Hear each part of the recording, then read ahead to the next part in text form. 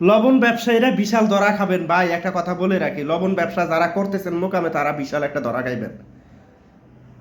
বাংলাদেশে তেলের দাম বৃদ্ধি পাইতেছে, আস্তে আস্তে বৃদ্ধি পাইতেছে। আমাদের 10-15 গাড়ি মাল বিক্রি করা, 20 গাড়ি মাল বিক্রি করা, আজকে 3 দিন আমরা একটা দুইটা গাড়ি পাইতে কষ্ট হইতেছে। মানে 20 গাড়ি মাল বিক্রি করা, 2টা গাড়ি পাইতে কষ্ট হইতেছে, ঠিক আছে। অথচ ফাটিরা বলতেছে মাল দেন মাল দেন, কিন্তু কিভাবে দেবো, আমি গাড়ি পাচ্ছি না, আপনাকে কিভাবে মাল দিব। অনেক পাকনারে আমরা রেট দিচ্ছি, কিছু পাকনা পার্টি আছে না, পাকনা পার্টিদেরকে রেট দিতেছি, দেওয়ার ফলে বলতেছে রেট কমান, এই করেন সেই করেন। আরে ভাই, লবণের রেট কমে কি করবো, আমি তো গাড়ি পাইতেছি না। এখন যেহেতু গাড়ি পাইতেছি না, সামনে কি অবস্থা হবে একটা চিন্তা করেন। এটা কোনো গুজব না, গাড়ি ভাড়াটা যে বাড়বে আর গাড়ি যে রাস্তায় চলবে না, এটা কোনো গুজব না, এটা বাস্তব প্রমাণ। বইয়ের বিশ্বে দেখতেছেন আপনি, যুদ্ধ চলতেছে, বইয়ের বিশ্বে যুদ্ধ চলতেছে।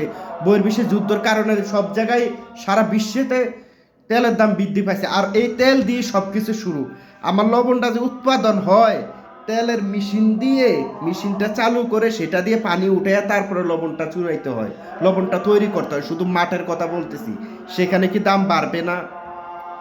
ওখান থেকে গাড়ি দিয়ে ট্রলার দিয়ে আমাদের মোকামে যে আসে, সেখানে কি তেল দিয়ে আসবে না?